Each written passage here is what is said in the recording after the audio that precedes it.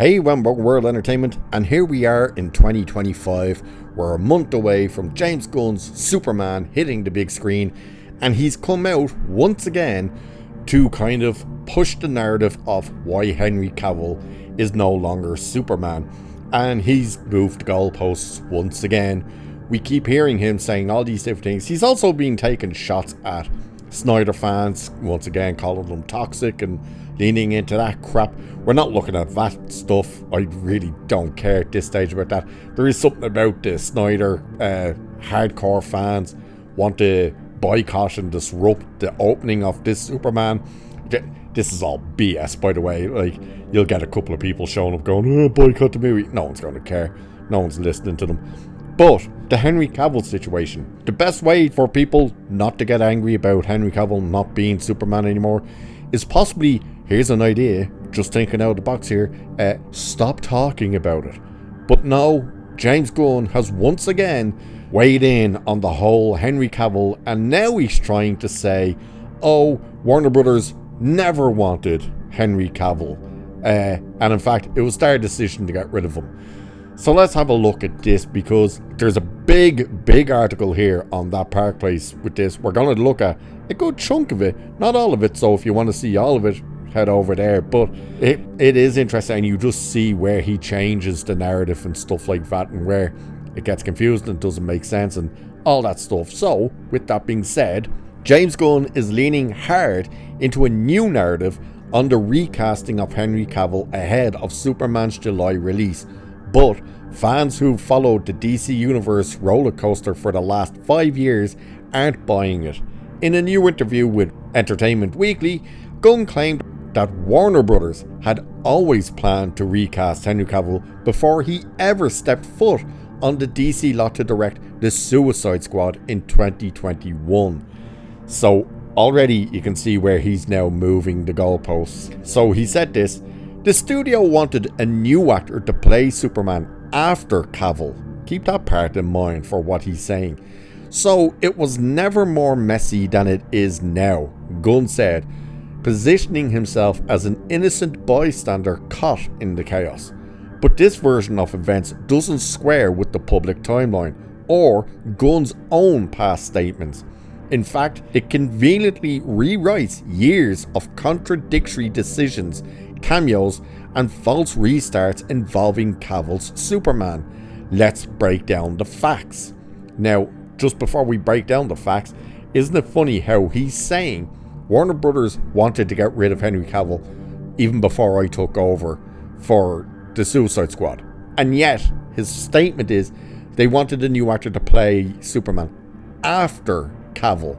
So that means they would want Henry Cavill to continue to be Superman, and when he finishes his run, then recast. So anyway, this says from 2018 to 2019, Cavill's Superman fate first wavers during the production of Shazam. The studio wants a cameo, but Cavill reportedly demands it count against his contractual appearances. Warner Brothers refuses, Cavill walks, and they use a body double instead. 2020, with no Superman film in development, Warner Brothers shifts gears and commissions a Ta-Nehisi Coates script for a new Black Superman story, again with no mention of Cavill. August 2021, Gunn's The Suicide Squad hits theaters. Despite Gunn's new claim, there's no evidence Warner Brothers had made a final call on Superman yet. Cavill's status remains in limbo. October 2022, Dwayne Johnson bulldozes Cavill back into the DCEU with a mid-credits Black Adam cameo. Cavill posts on social media, "I'm back as Superman." Johnson publicly confirms the studio caved after he pushed the issue. December 2022, Gunn and Peter Safran officially take over DC Studios. Gunn publicly addresses Cavill's status, saying, "We didn't fire Henry. Henry was never actually hired. He was just told by the studio to announce his return." This was Gunn's first public attempt to separate himself from the studio's prior chaos, but now, 2 years later, he's flipped the script, saying Warner Brothers always planned to recast. Here's the problem: Gunn's new statement seems less like truth and more like narrative control. In 2022, his priority was calming the fan base by blaming the studio for dangling false hope in front of Cavill. In 2025, with Superman on the way and Cavill now a Marvel cameo punchline, the goal has shifted. Now he wants to justify the reboot by claiming Cavill was never part of the plan. But the paper trail tells a more complicated story. Cavill's Black Adam cameo was signed off by the studio executives. His return was marketed, and yet all of that was wiped away the moment Gunn took over. Are we to believe Gunn took the reins of Superman, but Warner Bros. Executives were like, alright, here you go, you just can't use Henry Cavill? If Warner Bros. Always wanted Cavill gone, why rehire him for Black Adam? Sure, The Rock pushed for it, but you still okayed it. Why allow him to post about his return to Superman? Why not publicly cut ties until Gunn stepped in? Those questions remained unanswered. Adding to the contradictions in Gunn's recent apparent claim to total creative control over Superman and DC Studios as a whole, when a rumor began circulating that Warner Bros. Discovery executives had cut 20 to 30 minutes from the film, Gunn shot it down decisively, saying zero truth to that, and they couldn't even if that's something they wanted to do. It's a DC Studios film. That statement was meant to reassure fans, but it also carries serious implications. If James Gunn truly has final say over his projects, as he asserts, then it stands to reason he also had the authority to retain Henry Cavill if he wanted to. When Gunn and Peter Safran assumed leadership of DC Studios in late 2022, Cavill had just returned in Black Adam and publicly declared, "I'm back." There was significant fan support and momentum behind Cavill's return. So, if the studio wasn't calling the shots and Gunn had full autonomy, then the decision to move on from Cavill falls squarely on Gunn himself.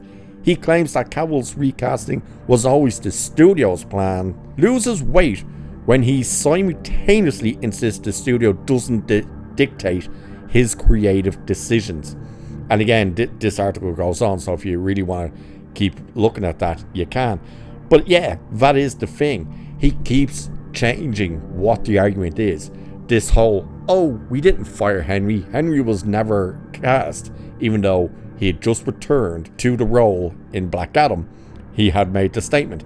And keep in mind, Henry Cavill never made that statement of, I'm back and our future looks bright and Superman's truly going to be hopeful and optimistic and all this type of stuff. He didn't go out and just do that for the sake of doing it. DC and Warner Brothers told him to release that statement because they were the ones that were signing off on a new direction for Superman. It was after that happened that everybody got excited and David Zaslav was looking for who do we bring in to oversee DC and stuff, and they brought in James Gunn. It was after Gunn came in that the announcement came.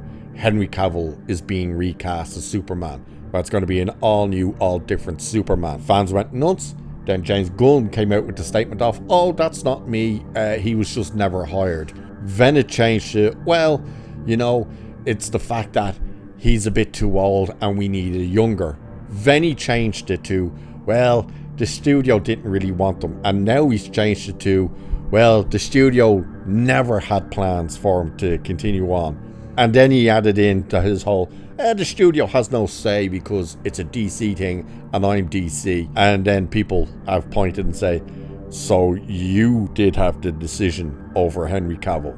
So, yeah, look, all he's done is muddy the water even more. And again, if this Superman fails or even is received as meh, then you're in trouble because you are just going to get so much push for Henry Cavill to be back. And you're just going to be pointed at and laughed at and said, see, you got rid of the one thing everybody wanted.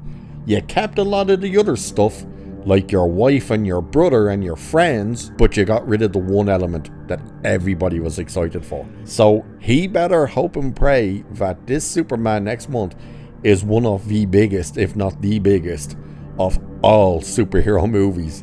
And with that, I shall leave it there for this one. So like, share, subscribe, all that good stuff. Cheers. and I'll catch you in the next one.